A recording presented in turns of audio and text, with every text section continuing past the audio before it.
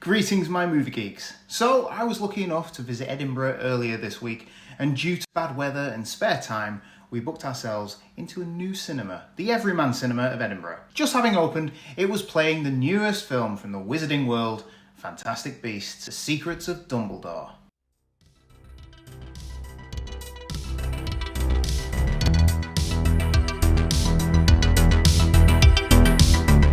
It's no secret that Fantastic Beasts movies have been middling at best. A quick cash grab for Warner Brothers to capitalise on the end of the cash cow that was Harry Potter. Boy who lived.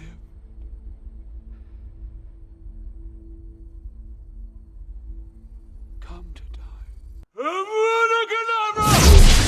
They're basically just waiting long enough for them to be able to reboot or make a sequel series to Harry Potter starring the original cast. But until then, we get a half-assed attempt at world building in the form of the prequel series, Fantastic Beasts and Where to Find Them, based off the book within the universe of Harry Potter. It's about all the magical creatures. No, wait. Grindelwald. It's about Gellert Grindelwald, played by Johnny Depp, and his rise to power in the 30s and 40s. But it's also about how Dumbledore defeated him in 1945. Surely that means Grindelwald was working with the Nazis he's trying to stop the coming war against the Muggles. No, it's not, okay? That awaits if we do not rise up and take our rightful place in the world.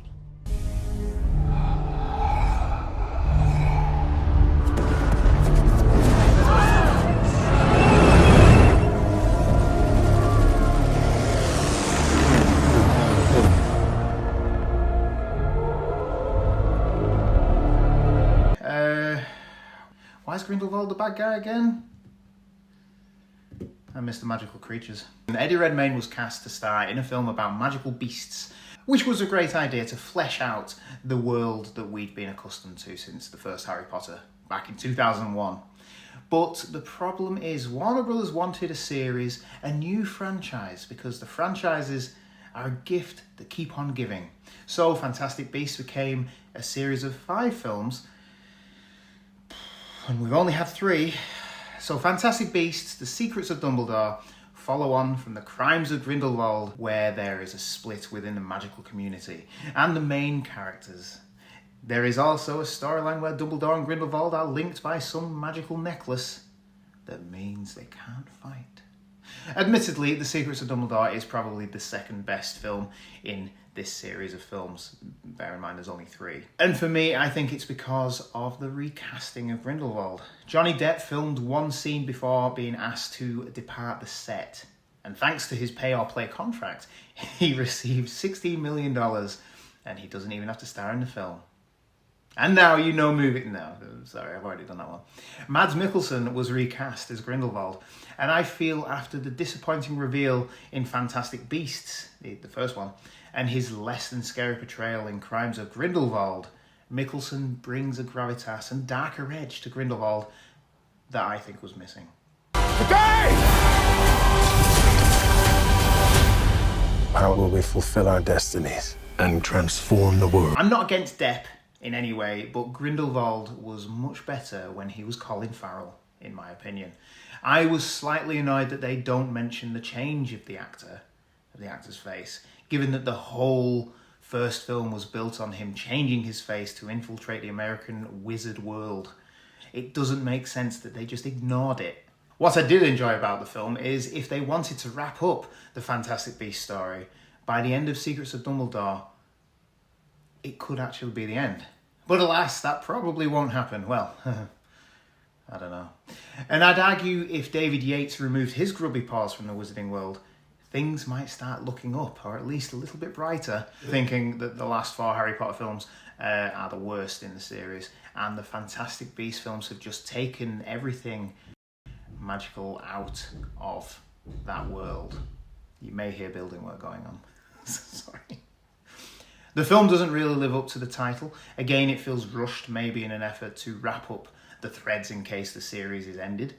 But in a film called The Secrets of Dumbledore, it felt like we already knew these secrets that Dumbledore was filling, but maybe there's another Dumbledore. Could it be that there weren't any secrets, or is it yet another problem with the prequel storytelling? We already know Albus' secrets, but again, maybe there's another Dumbledore. Vince is back, using pretty powerful magic. This gig for Ezra Miller has been one of how many hairstyles they can have. Credence's arc is probably finished now, and it's probably for the best, seeing the way Ezra Miller's career is going.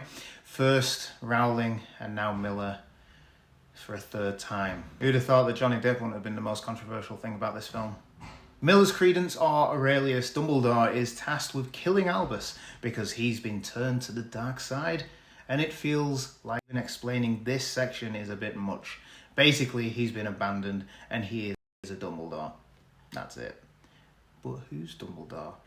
But he and Albus do have a great little fight in the street, but it is quickly shown to be in a Doctor Strange style mirror universe. So no one gets hurt, and magic is still a secret for some reason. This idea seems to happen twice, which for me, especially for the latter fight, felt like a cop-out. If this is to be the last film in the series, I know they're not, they're going to push it through, they could have had this final fight out in the open so everyone could see Dumbledore win. What I did enjoy about this film, and what I have enjoyed about all these films, is Jacob Kowalski, no-mage muggle baker who in this film gets a wand. And it's quite funny how I use it. His whole arc is terrific from the first film to this one. He has been the star player throughout. Giving him a wand and using him in the way that they do is completely brilliant and funny. I did expect him to be dead by the end of the film, but I suppose we have 2 more films yet, and we all know that Rowling likes her comic relief characters like she likes her social standing dead. I'm very proud of that joke. But yeah, if they kill Kowalski, I won't be happy, even though I'm not really invested in these films. He's the best thing for him. Redmayne is good at being the bumbling Newt Scamander perfectly again. He's just Doctor Who with magic. And it makes me sad that they've sidelined the main character yet again for something they should have done from the start. The scenes of him with the Beast, saving his brother, caring for the Quillin, are great. They're what make this film entertaining. He has a knack for being carer of magical creatures, and I suppose that's why they cast him. Overall, I did enjoy Fantastic Beasts: Secrets of Dumbledore, probably because I was at the cinema and I really enjoyed it. I was with my family, so it was all fun, and it was a brand new cinema with comfy seats. It was a step up from the last film, but I honestly don't think it has enough steam for any further films, let alone 2 more installments. The drilling, or sign. If they have to make another one to show the epic fight between Dumbledore and Grindelwald, then maybe just make 1 film. Or give us a lighter film that follows Newt as he discovers a new creature and makes sure Kowalski is in tow. But one thing that needs to be done is someone else needs to start directing these films. Seriously. The Secrets of Dumbledore ends in a way that could conclude the series, and this is a good thing. It might be a necessary step for Warner Brothers, especially given the recent news with Ezra Miller. The Wizarding World was once the crown jewel movie franchise that seemingly couldn't be stopped, 2001 to present, but sadly, and for a number of reasons, diminishing returns or behind-the-scenes drama, I think those days are gone. The magic from these films has been sucked out like the unicorn.